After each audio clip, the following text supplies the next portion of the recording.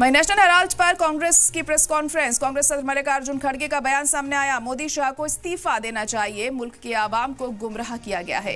ये मामला गांधी परिवार को सताने के लिए है। केस में सोनिया गांधी और राहुल गांधी को मिल चुकी है राहत। ईडी की चार्जशीट पर कोर्ट ने इनकार कर दिया है। नोटिस लेने से कोर्ट ने इनकार कर दिया है ईडी की चार्जशीट पर, और इसी को लेकर मल्लिकार्जुन खड़गे ने प्रेस कॉन्फ्रेंस की है और उन्होंने बयान दिया है। यहाँ पर कहा कि मोदी शाह को इस्तीफा दे देना चाहिए, मुल्क के आवाम को गुमराह किया जा रहा है।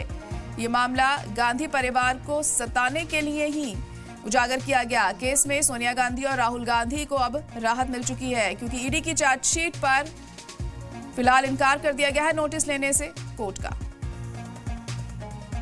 देखिए, फैसला आने के बाद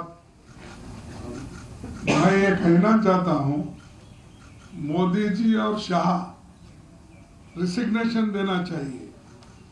वो क्योंकि उनके मुंह पे एक थप्पड़ मारे जैसा हुआ है, और आज वो ये समझ के राजीनामा देना चाहिए।